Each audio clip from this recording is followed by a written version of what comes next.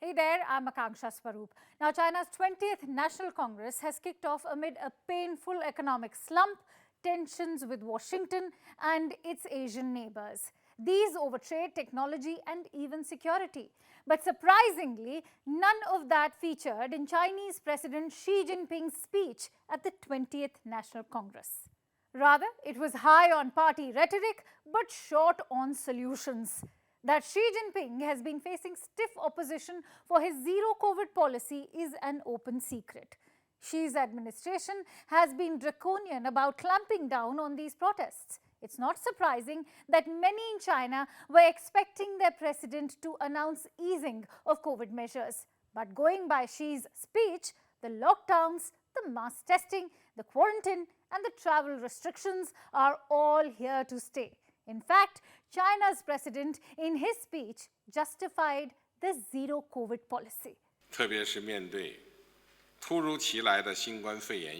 In response to the sudden outbreak of COVID-19 pandemic, we insisted on putting the people and their lives above all else and tenaciously pursued a dynamic zero COVID policy.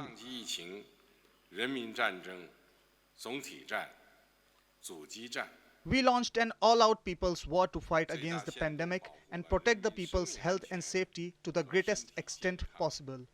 We made tremendous achievements in striking a balance between epidemic response and economic and social development. What shocked China watchers was the fact that there was no mention or the slightest acknowledgement of the social and economic pain caused by his zero COVID policy. Soaring youth unemployment and property crisis were other major economic issues which were conveniently skipped by the leader of China's ruling Communist Party. However, President Xi did draw applause when he spoke about unification with Taiwan. We will fully, faithfully and resolutely implement the policy of one country, two systems. People from Special Administrative Hong Kong and people from Special Administrative Macau, both with high degree of autonomy. We will remain the law-based governance in Hong Kong and Macau. We will make sure the central government exercise overall jurisdiction over Hong Kong and Macau and make sure they are administered by patriots. We will support Hong Kong and Macau in growing their economies, improving their people's life, and resolving deep-seated economic and social problems to promote long-term prosperity and stability there.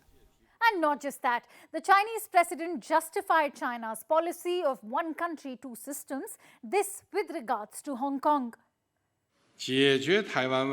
Resolving the Taiwan issue is a matter for the Chinese, a matter that must be resolved by us Chinese people. We will continue to strive for a peaceful reunification with the greatest sincerity and the utmost effort.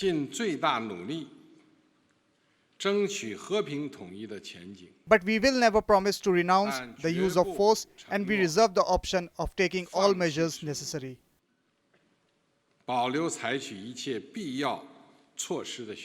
This is directed only at interference by outside forces and the few separatists who seek Taiwan independence with their separatist activities. This is by no means targeted at Taiwan compatriots. But that's not all. Xi Jinping has also urged for faster military development. Xi affirmed that the ruling Communist Party would maintain absolute leadership over the military. So much so, the Galwan clash was part of Xi Jinping's achievement video at the CCP meet. Moreover, PLA's commander Chi Fa-bao was one of the delegates chosen to attend this significant party meet. Now you may want to ask, who is Chi Fa-bao?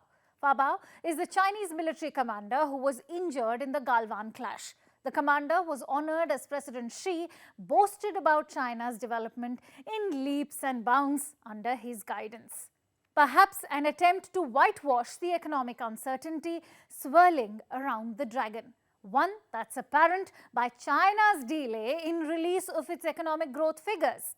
Now, these growth figures were due to be published during the ongoing National Congress in Beijing. While China's National Bureau of Statistics has not given a reason for this delay, economists believe that China's growth figures are not very good and have failed to meet Xi's objective of doubling the Chinese economy.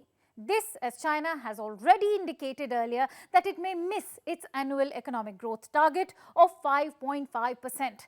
And with Mr. Xi refusing to ease his controversial zero-COVID strategy, there's not much hope for China's economy to bounce back anytime soon.